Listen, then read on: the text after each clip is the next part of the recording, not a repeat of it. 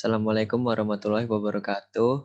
Kami dari kelompok 2 akan mempresentasikan mengenai studi kasus bioremediasi pencemaran sungai oleh senyawa anorganik atau logam berat yang berjudul Fitoremediasi Eceng Gondok pada limbah domestik dan timbal di hilir Sungai Bengawan Solo Gresik sebagai solusi ketersediaan air bersih sekarang dan masa depan.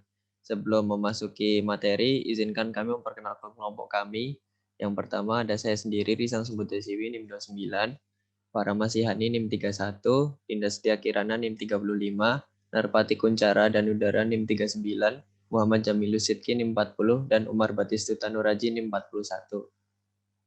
Next. Pendahuluan. Air merupakan kebutuhan hidup mutlak bagi manusia. Pentingnya ketersediaan air bersih bagi semua orang menjadi hal penting dan termuat dalam Sustainable Development Goals 2030. Banyak daerah di Indonesia masih mengalami krisis air bersih yang salah satu faktor utama penyebabnya adalah pencemaran air. Sungai di Indonesia yang kondisinya tercemar dan kritis mencapai 82% dari 550 sungai yang tersebar di seluruh Indonesia. Kandungan limbah pencemar air dapat berupa bakteri maupun logam. Contoh pencemar logam pada air adalah logam berat, fosfat, natrium, dan nitrogen. Sedangkan pencemar berupa bakteri contohnya bakteri fecal coliform dan bakteri patogen. Dalam menentukan kualitas air, adapun indikator yang dapat digunakan yaitu bahan pencemar, biological oxygen demand atau BOD, dissolved oxygen atau DO, total dissolved solid atau TDS, dan total suspended solid atau TSS. Air yang tercemar dapat dikurangi kadar bahan pencemarnya dengan salah satu teknik yang disebut dengan fitoremediasi. Fitoremediasi adalah metode untuk mengurangi, mendegradasi, atau mengisolasi bahan pencemar di lingkungan dengan menggunakan pengaplikasian tanaman dan mikroorganisme.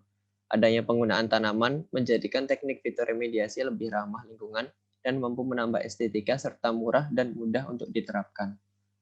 Nah, dalam presentasi kali ini bahasan utamanya yaitu yang pertama pencemaran logam domestik dan timbal di hilir Sungai Bengawan Solo, yang kedua peranan fitoremediasi dalam mengatasi limbah, yang ketiga eceng gondok sebagai agen fitoremediasi, yang keempat ragam metode fitoremediasi, yang kelima efektivitas eceng gondok sebagai agen fitoremediasi terhadap limbah domestik dan timbal atau PB, yang keenam pengaruh fitoremediasi untuk masa sekarang dan masa depan. Selanjutnya ada pencemaran logam domestik dan timbal di hilir Sungai Bengawan Solo. Jadi Sungai Bengawan Solo itu dia merupakan sungai yang ada di wilayah Gresik yang dikategorikan sebagai air sungai kelas 3.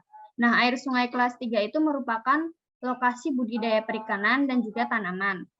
Nah, di sini dapat terlihat bahwa berdasarkan penelitian dari jurnal yang kami paparkan ini, itu berdasarkan parameter BOD, TDS, logam berat, dan pH yang telah dilakukan di 3 titik, yaitu di Sembayat, Legowo, dan Tanjung Sari. Bisa dilihat itu ada di tabel sebelah kiri, kemudian dibandingkan dengan tabel yang di sebelah kanan, yaitu merupakan standar baku mutu pada sungai kelas 3.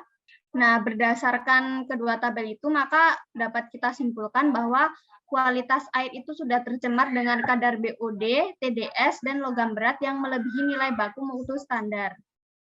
Nah, di sini pencemaran diakibatkan oleh limbah buangan industri tekstil yang berasal dari wilayah Sukoharjo dan Solo.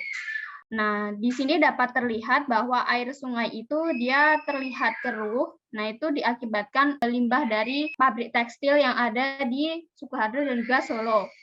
Nah, logam berbahaya dalam limbah tekstil itu meliputi tembaga, kromium, timbal, kemudian logam timbal itu bersifat neurotoksin yang dapat terakumulasi dalam tubuh manusia dan hewan, sehingga dapat membahayakan tubuh manusia. Nah, kemudian peranan fitoremediasi dalam mengatasi limbah. Yang pertama yaitu, apa sih fitoremediasi itu? Fitoremediasi merupakan pemulihan lingkungan dari berbagai jenis media yang tercemar kontaminan baik organik maupun anorganik menggunakan tumbuhan. Dalam hal ini yaitu eceng gondok. Kemudian media apa saja sih yang dapat diremediasi dengan metode fitoremediasi? Medianya yaitu air tanah, kemudian air permukaan, dan tanah. Next. Mekanisme fitoremediasi dalam mengurangi kontaminan menurut Irawanto 2010 yaitu Yang pertama, phytoextraction atau phytoaccumulation. Nah, yang dimaksud dengan ini yaitu penyerapan dan pemindahan kontaminan oleh akar tanaman dan ditranslokasikan menjadi biomasa tanaman yang dapat dipanen. Nah, itu biasanya ke bagian daun, batang, dan lain-lain. Kemudian kontaminan ini dapat dihilangkan dengan cara memanen tanaman. Nah, kemudian yang kedua, rhizofiltration, yaitu proses akar tanaman dalam mengabsorpsi zat kontaminan untuk menempel pada akar. Kemudian yang ketiga yaitu phytostabilization, yaitu merupakan proses tumbuhan dalam menarik kontaminan ke bagian akar karena tidak dapat diteruskan ke bagian lain seperti daun dan lain-lain. Nah, zat-zat yang menempel tersebut itu akan stabil di akar dan tidak akan terbawa oleh aliran air di dalam media. Kemudian rhizodegradation merupakan proses tumbuhan dalam menguraikan zat-zat kontaminan dengan aktivitas mikroba yang berada di sekitar perakaran. Kemudian phytodegradation atau phytotransformation yaitu proses penyerapan polutan oleh tumbuhan untuk digunakan sebagai proses metabolisme tanaman. Nah, proses ini berlangsung di daun, batang, akar, ataupun di luar sekitar perakaran dengan bantuan enzim yang dikeluarkan oleh tumbuhan itu sendiri. Kemudian yang keenam, phytovolatilization yaitu proses penyerapan polutan oleh tumbuhan dan merubahnya menjadi yang bersifat volatil agar tidak berbahaya lagi untuk selanjutnya kontaminan itu diuapkan ke atmosfer. Yang selanjutnya terdapat klasifikasi eceng gondok sebagai agen fitoremediasi. Eceng gondok tersendiri memiliki genus Euphorbia dan spesiesnya Euphorbia crassipes. Next. Mengapa tanaman eceng gondok digunakan sebagai agen fitoremediasi? Menurut si Tompul dan kawan-kawan tahun 2013, tanaman eceng gondok efektif untuk mengolah air limbah dengan waktu kontak 6 hari. Zat pencemar yang terkandung dalam air dapat diserap oleh eceng gondok. Menurut Dewi 2012, eceng gondok mempunyai kemampuan menyerap unsur hara, senyawa organik, dan kimia lain dari air limbah dalam jumlah besar. Menurut Hidayati, Junaidi, dan Syarif 2008, wilayah dengan perlakuan penutupan 90% eceng gondok dapat menjadikan penurunan nilai BOD sampai 52% dari nilai awal. Eceng gondok memiliki toleransi terhadap PB atau timbal hingga taraf 55 ppm dan mampu mengakumulasi hingga 180 ppm timbal atau PB. Selanjutnya, ragam metode fitoremediasi. Metode fitoremediasi yang dapat digunakan sebagai fitoremediasi salah satunya menggunakan media constructed wetland yang merupakan metode pengolahan air limbah yang diadaptasi dari proses pengolahan air limbah secara alami. Selanjutnya, fitoremediasi dengan CW dapat diklasifikasikan menjadi free water surface dan subsurface system, di mana FWS lebih lanjut akan dikelompokkan menjadi horizontal dan vertikal. Selanjutnya, yang pertama free water surface itu sistemnya terjadi di atas permukaan atas air dengan menggunakan tumbuhan-tumbuhan di atasnya. Terus yang kedua horizontal subsurface. Jadinya ini konsepnya ini air masuk melalui inlet, mengalir perlahan melalui substrat dan keluar melalui outlet. Lanjut. Terakhir ada vertical subsurface. Pipa drainase terletak di bagian bawah dengan ujung terhubung ke lingkungan eksternal untuk memfasilitasi masuknya udara ke dalam media penyaringan, sehingga meningkatkan proses aerobik. Lanjut. Selanjutnya yaitu efektivitas eceng gondok sebagai agen fitoremediasi terhadap limbah domestik dan timbal. Yang pertama ada fitoremediasi menggunakan tanaman eceng gondok efektif menurunkan BOD, TDS, COD, dan TSS. Ada beberapa contoh penelitian seperti yang dilakukan oleh Nadifa pada tahun 2019. Fitoremediasi menggunakan eceng gondok pada air limbah domestik setelah 12 hari perlakuan menunjukkan kadar BOD dari 7 ppm menjadi 1,6 ppm atau sekitar 77% sedangkan kadar TDS dari 397,5 ppm menjadi 258 ppm atau sekitar 35%. Penelitian lain yang dilakukan oleh Siswoyo pada tahun 2020 menunjukkan bahwa eceng gondok memiliki kemampuan yang sangat baik dalam menurunkan pencemaran air limbah industri, di mana mampu menurunkan kadar BOD, COD, dan TSS masing-masing sebesar 97,9%, 84,4%, dan 99,9% menggunakan fitoremediasi tipe konstruk wetland. Penurunan BOD dan COD secara efektif juga terlihat pada penggunaan eceng gondok sebagai fitoremediasi pada limbah cair, di mana penurunan BOD mencapai 52,12% dan COD mencapai 70,83%. Fitoremediasi menggunakan konstruksi wetland menggunakan tanaman eceng gondok mampu menurunkan kadar COD sebesar 63,7% dan BOD sebesar 63,8% menurut penelitian Mas Fiyah pada tahun 2016. Dari studi literatur yang telah dilakukan, dapat diketahui bahwa fitoremediasi menggunakan tanaman eceng gondok memiliki rata-rata efektivitas penurunan BOD sebesar 72,71%, TDS sebesar 35%, COD sebesar 73%, dan TSS sebesar 99,9%, sehingga dapat disimpulkan bahwa fitoremediasi menggunakan tanaman eceng gondok efektif menurunkan BOD, TDS, COD, dan TSS.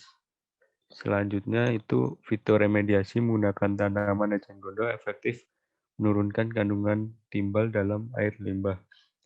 Seperti beberapa penelitian juga, penelitian yang dilakukan oleh Aurangzeb pada tahun 2014, penggunaan tanaman eceng gondok dalam fitoremediasi air yang tercemar logam berat menunjukkan efisiensi yang sangat berat, di mana salah satunya yaitu efisiensi penyerapan logam timbal sebesar 73%.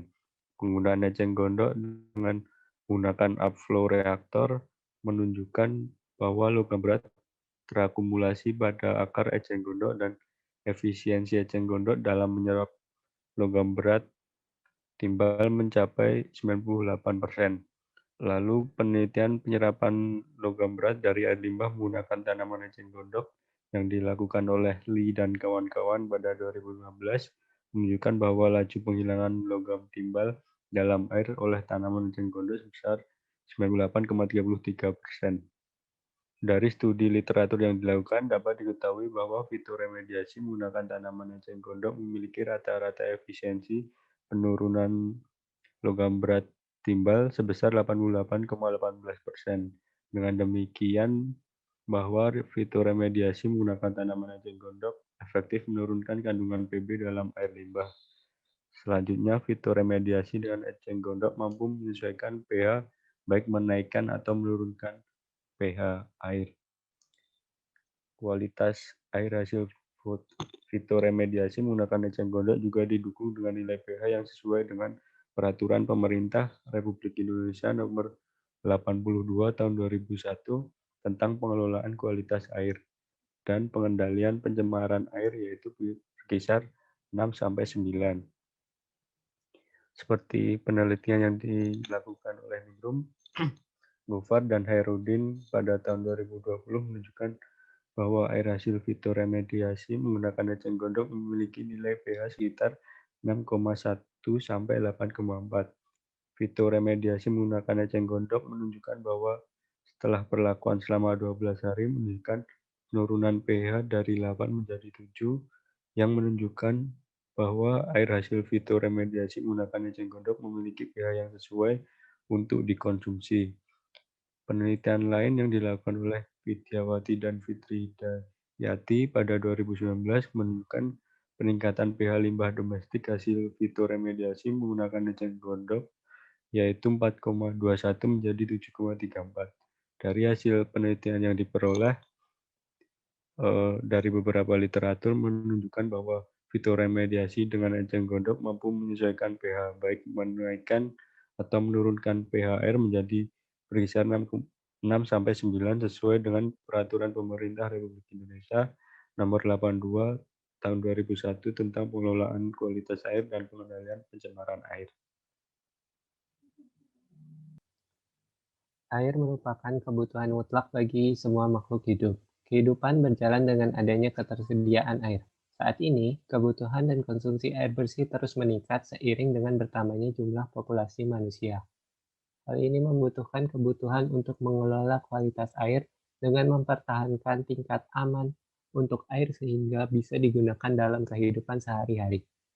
Pentingnya ketersediaan air bersih bagi semua orang menjadi hal penting dan termuat dalam Sustainable Development Goals 2030, di mana tujuan SDG 2030 yaitu memastikan ketersediaan dan manajemen air bersih yang berkelanjutan dan sanitasi bagi semua orang.